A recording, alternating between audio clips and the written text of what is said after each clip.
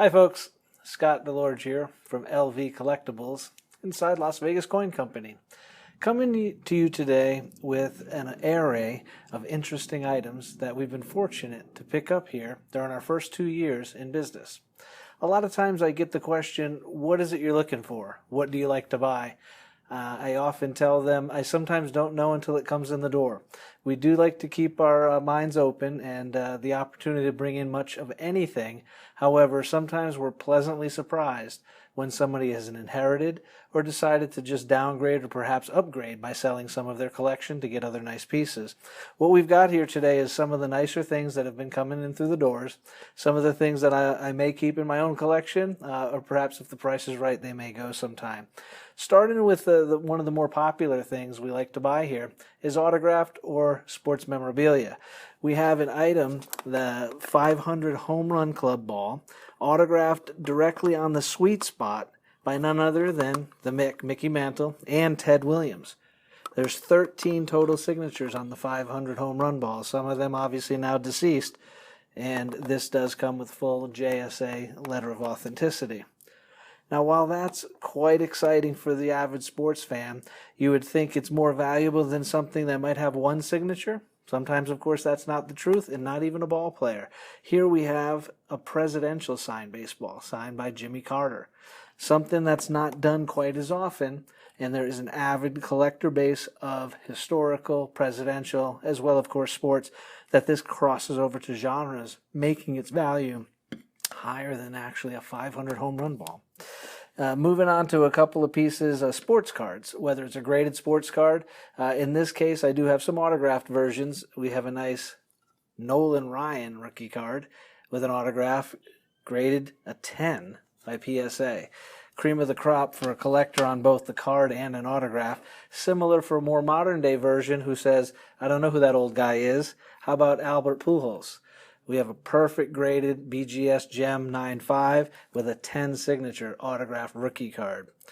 Really fine examples of pieces that have come through. And you don't always have to have the premium graded 10s or perfect cards to come in.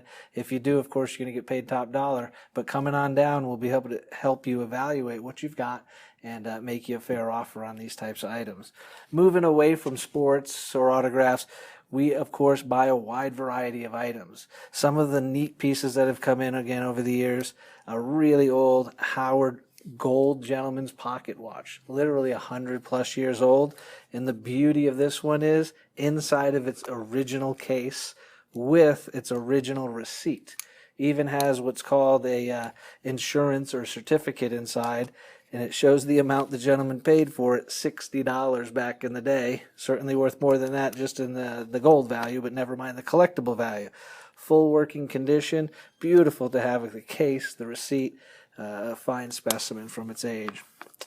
Onto a different item, also in its original case, an extremely rare Purple Heart, an actual medal that was awarded to someone, unfortunately posthumously. We have not only the case, the coffin case as it's unfortunately called, for the reason that a lot of times these were awarded after somebody had passed. We have the dog tag that came with the piece that apparently, and I can't verify this, has what appears to be what might have led to his demise.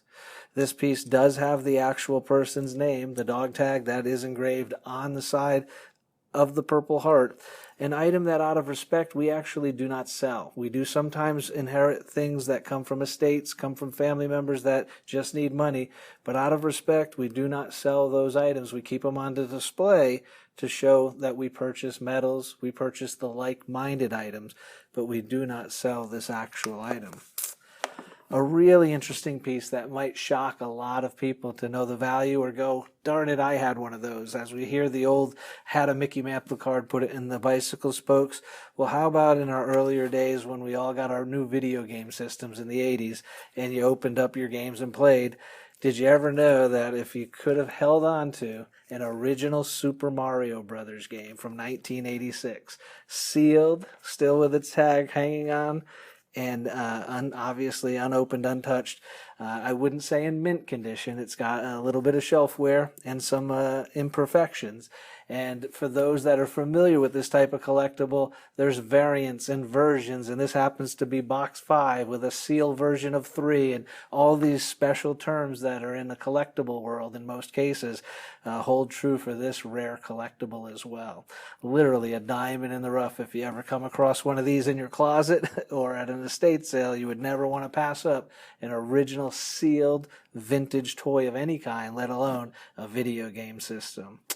One of my favorite pieces that has come in a large collection, and I will not be able to show this one in its entirety for a few reasons, but inside of an original binder that came out to display them, the 1954 original first ever Playboy magazine, featuring then Norma Jean Baker, Marilyn Monroe, with the centerfold, the iconic centerfold that made her famous.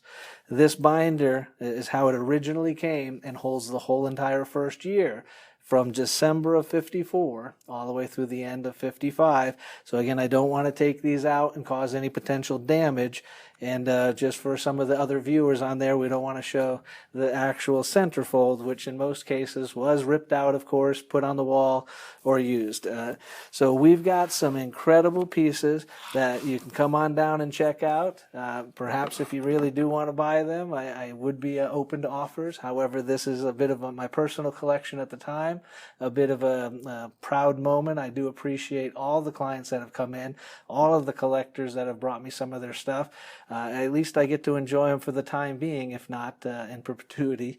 But, let me actually bring up one last item that was sitting here. I wasn't going to initially bring this up until I decided where to film this. This, again, an incredibly unique item and a little true to my heart. My dad was a pharmacist, my mom a pharmacy tech. So this is a real interesting piece. I didn't even know what it was when it first came in. It is from the 1880s. This is an actual show globe, an apothecary. This would hang outside of an old pharmacy in the 1800s, the Old West. And it's actually the other way around. There's a chain here. This would be hanging upside down. And what they would do is fill this with a liquid that would be either green or red. If it was green, the town was healthy. Come on in, tie up the horse, come on in for a drink or stay the night. If they filled it with red, it meant that there was a sickness or a plague perhaps even going through town. Keep on driving through. So quite an amazing piece, one of the only ones that I've ever seen with the glass intact. Of course, the original glass from 1880s. Sometimes you'll just see the framework of this being quite valuable alone as is.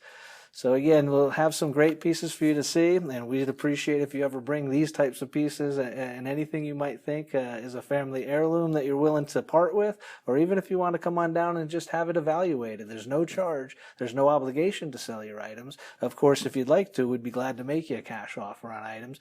But come on down. Let's see what your stuff's worth. And again, thank you all for coming in and making our first 2 years a great success.